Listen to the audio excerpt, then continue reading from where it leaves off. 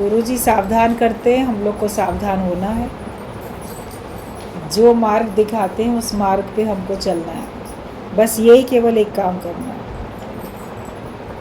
जब तक हमारा मन योग में पूरी तरह से ना लग जाए तब तक हमको विशेष सावधानी रखनी होती है, लेकिन योग युक्त होने के बाद और अधिक सावधानी रखनी पड़ती है। कहा जाता है पढ़िया होवे गुनहगार। जब तक आपने पढ़ाई नहीं की कानून की, तो आप कानून तोड़ भी लेते हो तो सज़ा है। लेकिन जो वकील होता है उसने कानून की पढ़ाई पढ़ी है, वो अगर कानून तोड़ता है तो उसको डबल सज़ा है कि तुम तो जानते थे कि ये काम करने का ये है रिज़ल्ट, उसके बावजूद तुमने किया। औरों को तो पता नहीं मान लो, तो वो लापरवाही में करते हैं या जानबूझ के करते हैं, लेकिन वकील को अधिक मिलती है सज़ा। तो बोलते थे गुरुजी कि अब तुम लोग सब ज्ञानवान हो चुके हो, ब्रह्म ज्ञान सुन लिया, इसका मतलब तुम ब्रह्म ज्ञानी हो। फिर अगर ज्ञान के विपरीत चलोगे तो तुम्हें फिर डबल सज़ा है। तो इसके लिए ज्ञान के विपरीत नहीं चलो, ज्ञान के हिसाब से ही अपने को चलाना है। और जब हम पूरी तरह से योग युक्त हो जाते हैं, मतलब पूरी तरह से हमारा योग लग जाता है, तो किसी का चिंतन नहीं चलता। जब मन शांत है तब समझो कि तुम योग युक्त हो। और अगर मन अशांत है, किसी न किसी प्रकार का चिंतन चल रहा है, और वो चिंतन ऐसा है जो आपको अशांत कर रहा है, तो समझो कि अभी आपका योग लगा नहीं है, अभी आप योग से दूर हो, योग भ्रष्ट हो आप, लेकिन योग युक्त नहीं हुए। अपनी अपनी स्थिति सबको देखनी है। हर समय मन शांत रहता है कि हर समय किसी बात में परेशान रहता है। बोला जाता है कि जो अपनी आत्मा में रहेगा, ब्रह्म के भाव में रहेगा, अपनी शान में रहेगा, तो वो परेशान नहीं होगा। जब हम अपनी शान से परे हो जाते हैं तो ही हम परेशान होते हैं। तो अपनी शान से परे मत हो जाओ, तुम अपनी शान में रहो, अपने आत्मा के निश्चय में रहो। जैसे एक राजा है, एक राजकुमार है, तो वो अपनी उसी शान में चलता है। कहीं भी जाएगा तो उसकी चाल ढाल से पता चलेगा। अभी भीड़ बहुत है, भीड़ में आप देखो बहुत लोग जा रहे हैं निकल के, तो कई बार आप किसी की चाल से उसके अंदर के हाल का पता लगा पाते हो। ये जो इसकी चाल है इस समय बड़ी गर्वीली चाल है, बड़ी प्रसन्नता वाली चाल है, बड़ी उदासी वाली चाल है, दुख वाली चाल है। जैसी परिस्थितियाँ होती है, आपका बाहर का पोस्चर, चलना खास करके वैसे ही हो जाता है। कोई किसी बात पे शर्मिंदा हो जाता है, शर्मसार, तो उसकी चाल देखो। अपराधी जब पकड़े जाते हैं, पुलिस लेके जाती है, तब उनकी चाल देखो। हथकड़ी पड़ी हुई है और वो सर झुकाए, आंखें झुकाए और वैसे चल रहे हैं, क्योंकि वो अपने से शर्मिंदा है। अगर उस समय भी वो अपने से शर्मिंदा नहीं है तो देखो फिर हंसते हुए चल रहे हैं कि पकड़ लिया पुलिस ने तो क्या हुआ, हम तो छूट ही जाएंगे। तो जैसे भाव होते हैं, एक सेठ की अमीर व्यक्ति की चाल में और मज़दूर की गरीब व्यक्ति की चाल में आपको अंतर दिख जाता है। तो ज्ञानी और अज्ञानी की चाल में भी अंतर दिखेगा, आपकी चाल से पता चल जाएगा। और केवल कदम से कदम आगे बढ़ाने को ही चाल नहीं कहा जाता है, लेकिन आपका चाल चलन, आपका व्यवहार वो भी देखा जाता है।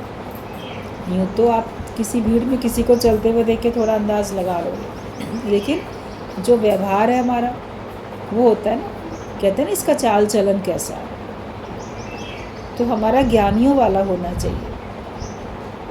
और ये सही बात है कि बिना विचारे जो करे सो पीछे बचता है। कोई भी काम करो तो उसको सोच विचार के करो, अच्छी तरह पहले से ही सोच विचार कर लो, तो बाद में पछताना नहीं पड़ेगा। और संसार में अगर हमको वास्तव में थोड़ा सा शांतिपूर्वक जीवन बिताना है तो उसके लिए अपने अंदर मन को शांत करना पड़ेगा। हमारा मन शांत हो जाए और जहाँ जितना ज़रूरी हो उतना ही बात की जाए। आप आवेश में आके कुछ बोलोगे तो उसका बुरा भी नतीजा आता है। गुरुजी का कहना होता था कि किसी को कोई बात कहनी है तो 8 दिन बाद बोलो।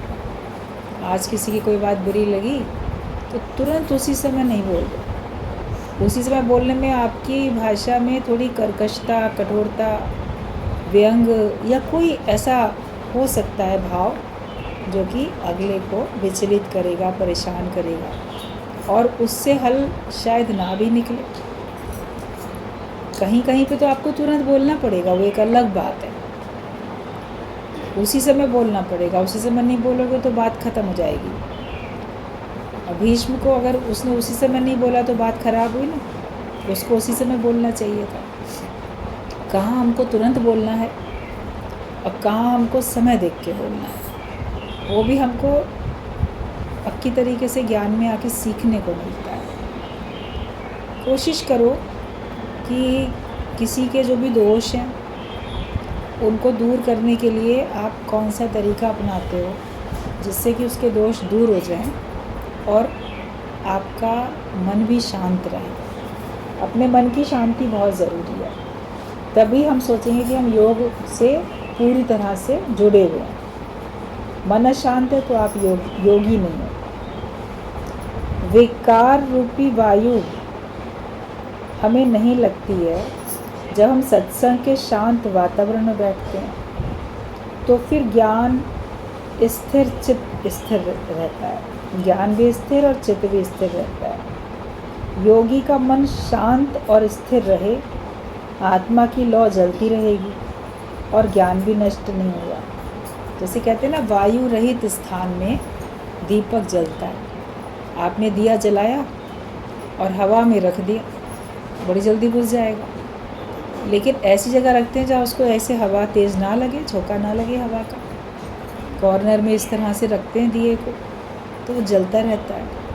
कभी उसके ऊपर कवर लगा देते हैं कांच का, लैंप है, लालटेन है, तो वो जलता रहता है। तेज़ हवा उसको बुझा नहीं सकती, क्योंकि उसके चारों तरफ उसकी सुरक्षा के लिए हमने कुछ उपाय कर रखा है।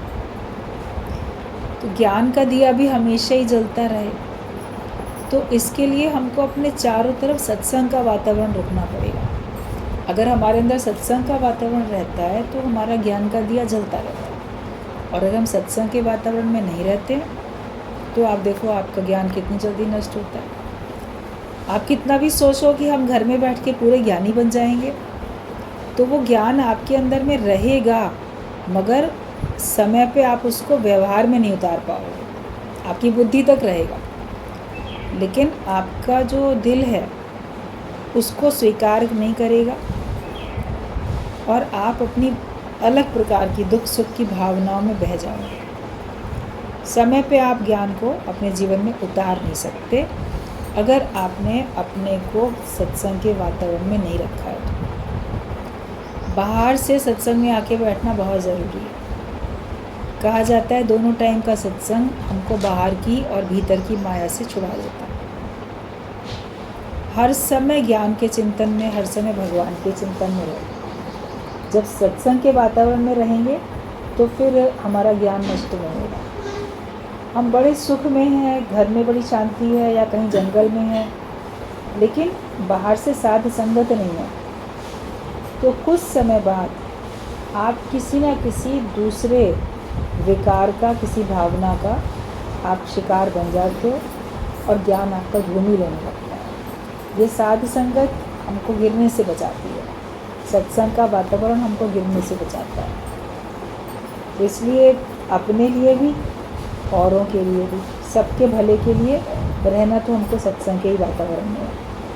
तभी हमारे ज्ञान की जोत जलती रहेगी और ये ज्ञान हमारा नष्ट नहीं होगा। स्थूल बुद्धि जगत की बातें सोचती है और सूक्ष्म बुद्धि से सूक्ष्म आत्मा का चिंतन चलता है। गुरु तुम्हारी बुद्धि सूक्ष्म करता है। तुम सूक्ष्म बुद्धि तब जान लो जब इंद्रियों से ऊपर उठ जाएगी। इंद्रियों में फंसी बुद्धि स्थूल बुद्धि होती है। कहा जाता है स्थूल बुद्धि और सूक्ष्म बुद्धि है। तो स्थूल बुद्धि मतलब कि अपने शरीर के इंद्रियों में अटकी हुई बुद्धि, इंद्रियों के सुख में अटकी हुई बुद्धि, इंद्रियों के दुख में विचलित हुई बुद्धि। किसी का शरीर बीमार पड़ता है, मन बड़ा विचलित हो जाता है।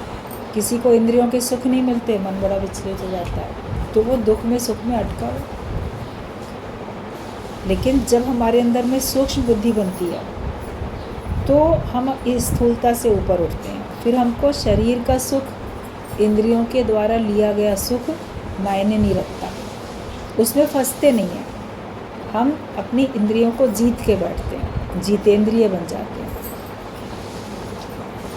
संयम के साथ बोलना, संयम के साथ खाना, संयम के साथ व्यवहार करना, सब हमारा धर्म अनुसार हो जाता है। तो हम जैसे अपनी इंद्रियों को जीत के बैठे। आत्मा का चिंतन तभी चलेगा जब देह से ऊपर उठोगे। जो हर समय देह के भाव में रहता है उसको बुद्धि तक ज्ञान रहता है, सुना सुनाया ज्ञान है, बुद्धि तक रहता है, लेकिन व्यवहार में नहीं ला पाता है। अपने को देह मानने से इनकार कर दो। मैं देह नहीं हूँ, देह मेरे से अलग है, ये बात पहले पक्की कर लो। पहला ही काम गुरु ने आने के बाद, सत्संग में आने के बाद यही तो बताया सबको, ये देह नहीं है तेरी आत्मा, तू तो सत्यचित आनंद स्वरूप,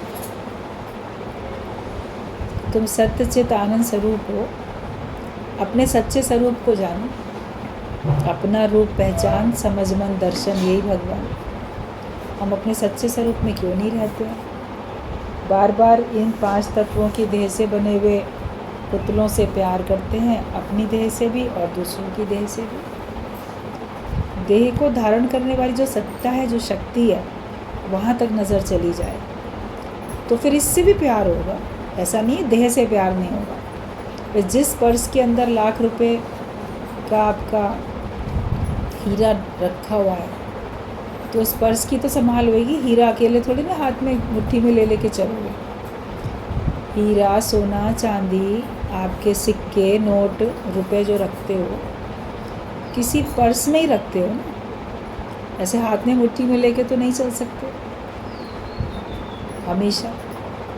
तो उसको रखते हैं तो उस पर्स की तो संभाल करते हैं।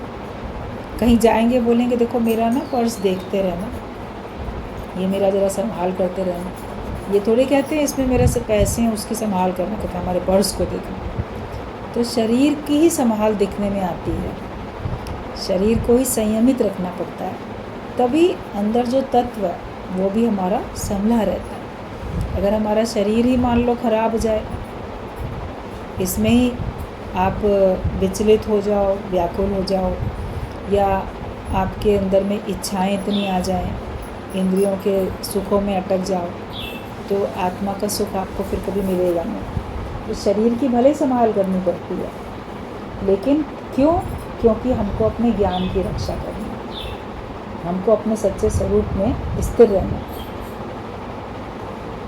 अगर पर्स खाली है आपका तो आप इधर उधर रख भी दोगे, उसकी चिंतन ही नहीं करोगे। उसमें तो 1 रुपया भी नहीं था पर्स में।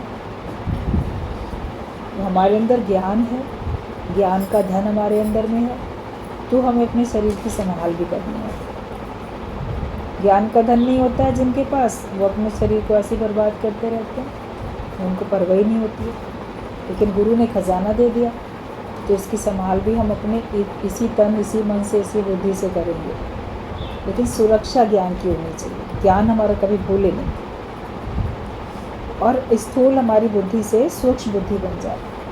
अगर इंद्रियों में हमारी बुद्धि फंसी हुई है तो फिर हम जैसे स्थूलता में, तो सूक्ष्मता में हमको आना है।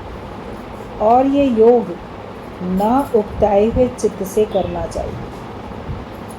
अपना योग लगाने के लिए हमेशा उत्साहित रहो, प्रसन्न रहो। उकताहट नहीं होनी चाहिए, अरे कितने दिन से सत्संग में आ रहे हैं, अभी तक आत्मा का निश्चय नहीं हुआ, अभी तक अंदर में आनंद नहीं आता, अंदर में शांति नहीं आती, मन स्थिर नहीं होता, मन लगता नहीं है, बहुत सारी बातें होती हैं। तो क्या होता है कि हम आते आते सत्संग में भी फिर लगता है बोर हो रहा है, उकता रहा है ना, उच्चाटन हो रहा है।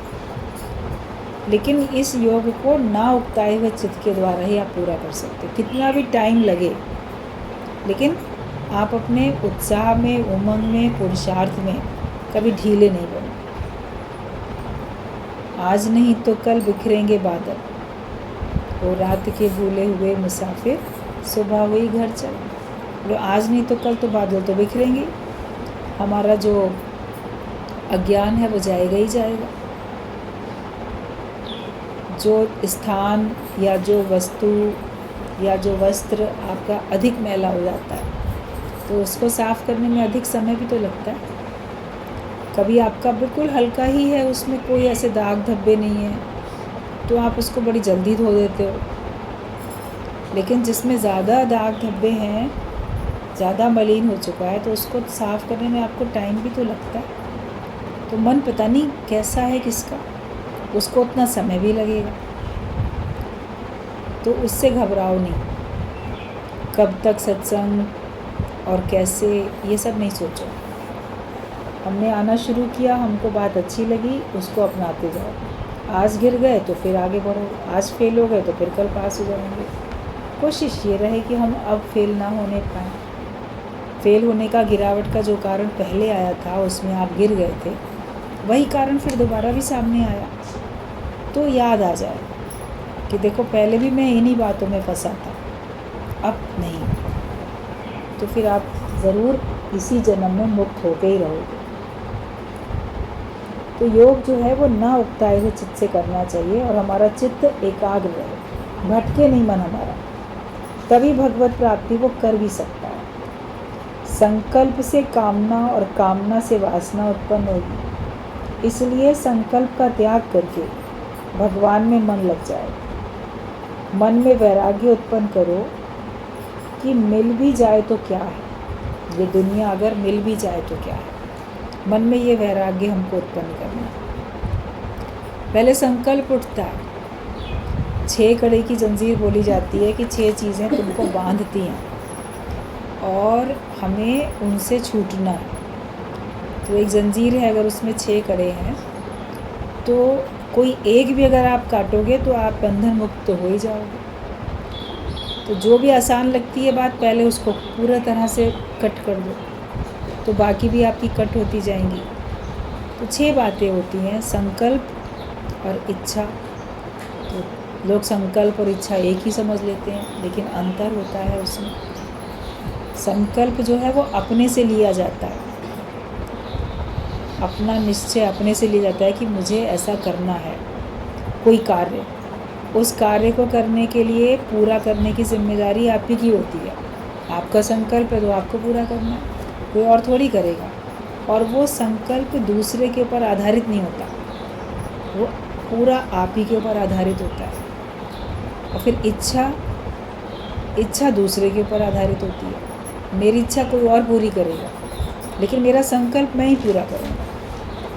ये बड़ा अंतर है कि हम इच्छा तो दूसरे से करते हैं ना, मेरी इच्छा भगवान पूरी कर दें, मेरी इच्छा कोई परिवार वाला पूरा कर दे, मेरी इच्छा फलाना पूरी करे।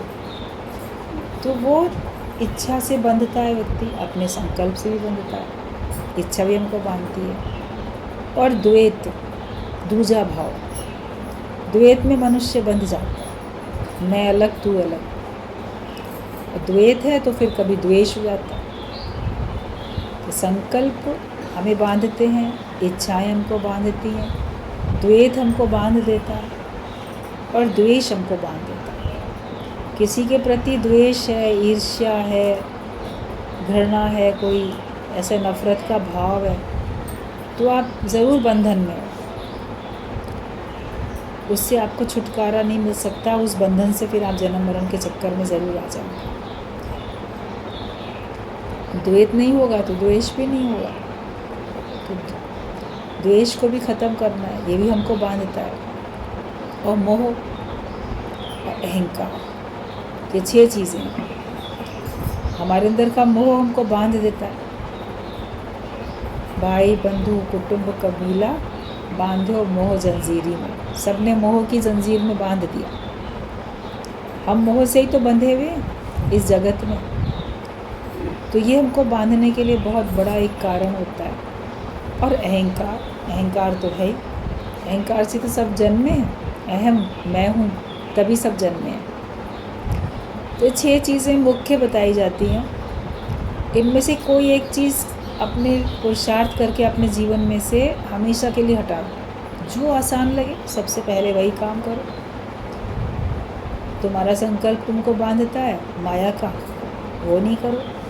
इच्छाएं बांधती हैं, या इच्छा रहित हो जाओ, निरिच्छा हो जाओ। द्वैत खत्म कर दो, दूजा है ही नहीं। जहाँ तक जाति दृष्टि है, जहाँ तक फैली सृष्टि है, सर्व मम रूप है, मेरा अपना रूप है, ये देख लो। और द्वेष अगर नहीं मिट रहा है, द्वेष है कहीं ना कहीं किसी ना किसी से, तो अपना द्वेष खत्म करके प्रेम में आ जाओ। तो भी आप देखोगे द्वेष अगर ख़त्म कर दिया, सब से के साथ मित्रता का भाव हो गया, तो भी आप छूट गए। वरना तो बंधे हो उस द्वेष के ख्याल से, या हमारे अंदर का मोह है किसी न किसी से, किसी एक से भी मोह है वो बांधेगा, और अनेक लोगों से मोह है तो भी तुमको बांधेगा। मोह तो मोह ही होता है। या तो पूरे निर्मोही राजा बन जाओ कि किसी से किसी प्रकार का मोह नहीं है, और वरना अपने अहम को ख़त्म कर दो। अहम मैं हूँ ही नहीं, आज से मैं हूँ ही नहीं, तो हमें अपने अहम को ख़त्म कर देना। जब अहम को ख़त्म करोगे तो भी आपका बंधन ख़त्म हो जाएगा। तो हमें अपने बंधन को ख़त्म करके जाना। ये बंद कर दो दरवाज़ा, तो बंधन हमारा ख़त्म होता चला जाए, पूरा कर दो। अपने अंदर के जो भी जंजीरें हैं, जो भी रस्सियाँ हैं, रस जो माया से हम रस लेते हैं, वो रस हमको बांध लेते हैं। बाहर से जो भी रस लोगे उससे बंधन है। जो अपने अंदर के आत्मा के आनंद में रहेगा, आत्मिक रस में रहेगा, रस स्वयं का जो पिएगा, तो वो निर्बंधन होके मुक्त होके रहेगा। हमारा सुख, हमारी खुशी हमको बाहर से ढूंढने में मिलती है, या हम अंदर से उसको प्राप्त करते हैं, ये अपनी चेकिंग होती रहनी चाहिए। तो एकाग्रता भी रहे, चित्त एकाग्र रहे। और अगर संकल्प ही आपने नहीं ख़त्म किया तो उससे कामना, इच्छा उठेगी। संकल्प से कामना, और कामना से वासना उत्पन्न होगी। इसलिए संकल्प का त्याग करके भगवान में मन लग जाए। अपना मन हमेशा भगवान में ही लगाओ, और किसी बात में मन हमारा लगना नहीं चाहिए। मन तो सरलता से सुख लेने का कारण तलाश करता रहता है, जहाँ मेहनत ना लगे और मुझे सुख मिल जाए। अपने स्वयं का सुख लेने में मेहनत लगती है। अभी अपने घर में कुआं खोदने में आपको मेहनत लगेगी, वैसे कहीं खुदाया कुआं है, वहाँ से बाल्टी भर के लाने में कोई दिक्कत नहीं है। आपको ले आओगे झट से पानी भर के उसमें से, लेकिन खुद अपना कुआं बनाने में तो मेहनत लगेगी। तो अपने अंदर का आनंद हमको प्रकट करने में मेहनत लगती है, और माया का, इंद्रियों का बाहर से सुख लेने में तो कोई बात नहीं होती, ज़रा सी मेहनत करनी पड़ती है। बाल्टी उठाई, गए, भरा पानी ले आए, नल खोला और पानी भर लिया। तो अपने स्वयं की मेहनत हमें करनी है, ये हमको देखना है। और मन भगवान में तभी लगेगा। मन में वैराग्य उत्पन्न करो कि अगर मिल भी जाए तो क्या है। मन में ऐसा वैराग्य पक्का हो कि दुनिया अगर मिल भी जाए तो क्या, जगत मिल जाएगा तो भी क्या होगा, हम फिर भी तो उसको यहीं छोड़कर जाएंगे, या वो हमको छोड़ेगा या हम उसको छोड़ेंगे। तो क्या हम पाना चाहते थे, क्या पाने में लग गए, किस काम के लिए आए थे और क्या करने में हम लग गए। किस काम के लिए दुनिया में आए थे वो हमें गुरु बताता, और कर क्या रहे हो उसको भी हमें दिखा देता कि मंजिल तो तुम्हारी कुछ और थी, जाना कहीं और था, चले जा रहे हो किसी और जगह पे। वो रोकता है, और अगर उसके कहने से आप रुक के अपना सही दिशा चुन लेते हो तो आपकी दशा सही हो जाती है।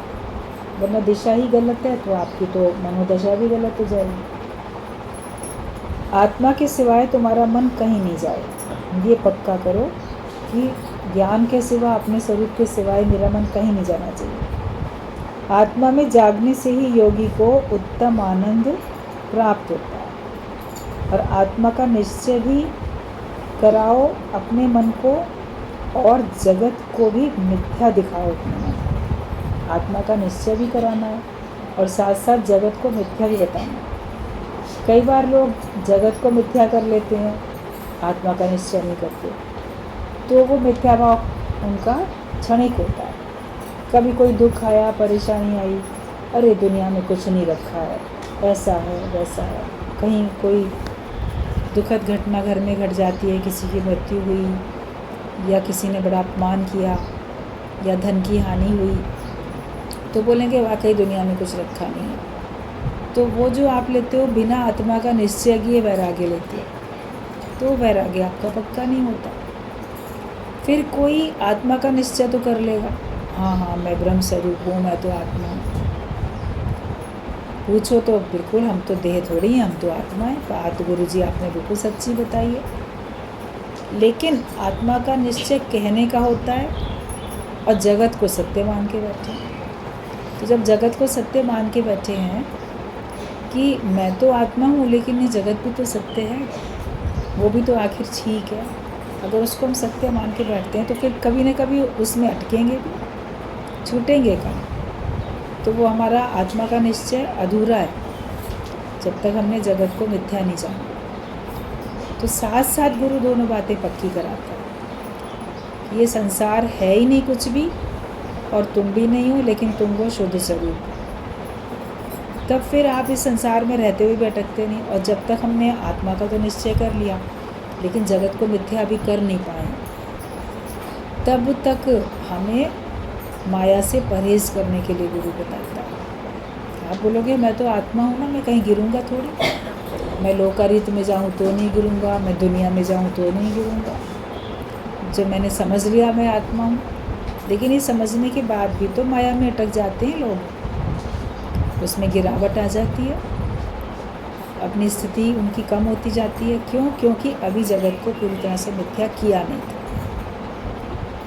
वो गुरु जानता है, जब तक वो कहे परहेज में रहो तो परहेज में ही रहो, और उसके बावजूद भी अपने साथ कोई भी ब्रह्म ज्ञानी संत होते हैं, वो अपने साथ हमेशा ज्ञान को और साध संगत को तो रखते हैं ना।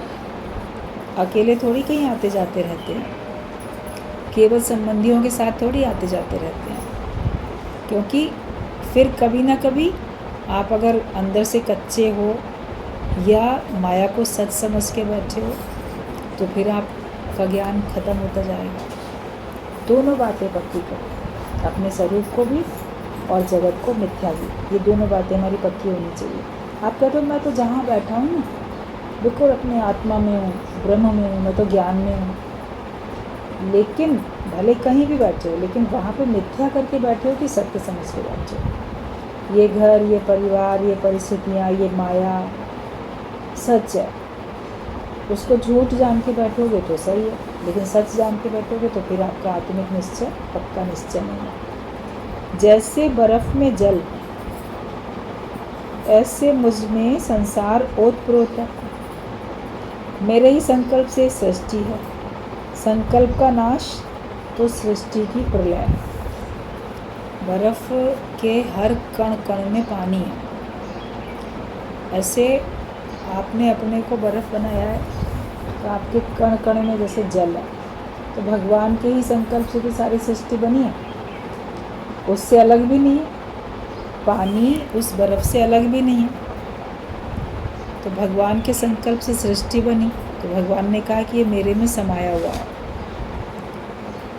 मेरे में ही ओतप्रोत है, मेरा ही रूप है। बर्फ़ जो है वो पानी का ही तो रूप है, और पानी ही बर्फ़ का रूप बन गया, अलग नहीं है। जब उस आत्मिक निश्चय में आओगे तब आप कह पाओगे मुझ में और इस माया में कोई अंतर नहीं। जगत है कहाँ, माया है कहाँ? कहते ब्रह्म विचार कीजिए तो जगत है कहाँ? और जगत दिखाई देता है भ्रम के आधार से, हमको भ्रम हो जाता है। जगत अपने से अलग मान के और उसकी अलग सत्ता को मान लेते हैं तो हमको भ्रम हो जाता है। लेकिन जब आपका भ्रम दूर होगा, द्वैत खत्म हुआ, तो फिर आप देखोगे ब्रह्म तो ही ब्रह्म है, ब्रह्म ही ब्रह्म हर जगह समाया, जिससे बिना कुछ नज़र ना आया। फिर आपको उसके अलावा कुछ और दिखेगा ही नहीं। आप बोलोगे माया कहाँ है, माया है ही नहीं, है ही ब्रह्म, है ही भगवान। वो तो रूप बदला हुआ है और हमारी दृष्टि केवल ब्रह्म पे ही जाती है। तो संसार तुम्हारे में ओतप्रोत है और तुम्हारे ही संकल्प से सृष्टि बनी है। संकल्प को लय कर दो तो तुम्हारी सृष्टि खत्म है। तो खेल संकोचे तो आप ही आप। भगवान ने सारा बनाया, वो मिटा देता, उसी से प्रकट हुई सृष्टि, उसी में लय हो जाती है। आप ही से जगत बना, आप ही में लय हो जाता है। आप ही का रूप था, अलग है। एक सोने का आपके पास कोई कड़ा था, उससे आपने अनेक गहने बना लिए। मान लो 4 चूड़ियाँ बना ली उसकी आपने, फिर बाद में उन्हीं 4 चूड़ियों को वापस एक कड़ा बना लिया, तो कुछ अंतर थोड़ी हुआ। तो एक से अनेक हुआ भगवान, फिर अनेक से एक हो गया। अब अनेकता में सब फंसे हुए, अनेकता सिर्फ एकता में आना है। तो सभी भगवान का ही रूप, लेकिन हमको अब उसको सबको मिला के एक कर देना। जो अलग अलग हमारे भाव हैं, ये वो है, ये ऐसा है, ये वैसा है, सबको हटा के एक ही एकत भाव में ले आना। और संकल्प का नाश सृष्टि की प्रलय है। जब आपका ये संकल्प का नाश हो जाएगा कि मेरे से अलग भी कोई है, तो फिर सृष्टि की प्रलय हो जाएगी। फिर आपका योग पूरा, फिर आप मुक्त स्वरूप, फिर आपको किसी प्रकार का कोई बंधन भी नहीं। अपने अंदर अपने योग को स्थिर रखो। एक तो होता है बाहर से आप जाते हो एक्सरसाइज करने, आसन क्रियाएं, यौगिक क्रियाएं होती हैं, आसन होते हैं फिज़िकल फिटनेस के लिए, बाहर भीतर से फिट अपने को रखने के लिए, मेंटल फिटनेस के लिए भी होते हैं। लेकिन एक है योग हमारा जोड़, भगवान से जुड़ जाए। मेरा मन, मेरे विचार सब भगवान से जुड़ जाए। वो एक्सरसाइज आपके शरीर को अच्छा रखती है, लेकिन जो ज्ञान के विचार हैं वो आपके मन को प्रसन्न रखते हैं और आपके अंदर में शक्ति देते हैं। क्योंकि जो भगवान से जुड़ गया उसको भगवान की सारी शक्ति मिल जाती है, फिर भगवान में उसमें कोई अंतर नहीं रहता। अभी ड्रम में पानी है और आपके लोटे में पानी है, आपने लोटे के पानी को ड्रम में डालना शुरू किया, धार पानी, तो देखो वो धार लोटे से पानी ड्रम में जो जा रहा है वो धार जुड़ गई, एक हो गई, बीच में कहीं विघ्न भी नहीं है, तो वो एक ही तो हो गया ना जब उसमें जा रहा है वो पानी, और पूरा उसी में समा जाता है। तो हमारे भी विचार भगवान से मिलके एक हो जाए और उसी में समा जाए। ये हमें मेहनत करनी है। इतनी सी मेहनत के बाद आप देखोगे आपका योग पूरा पक्का है और आपको आनंद ही आनंद है। आप दूसरे को भी इसी भाव में लेके आओ। भगवान के भाव के अलावा जितने भी भाव हैं वो सब हमारे उसमें समा जाए। समुद्र में सारी नदियाँ समा गई, हमारे अंदर भी सारे विचार समा जाएं, एक केवल भगवान का ही भाव हमारा रह जाए। ये हमको अपने से मेहनत करनी है।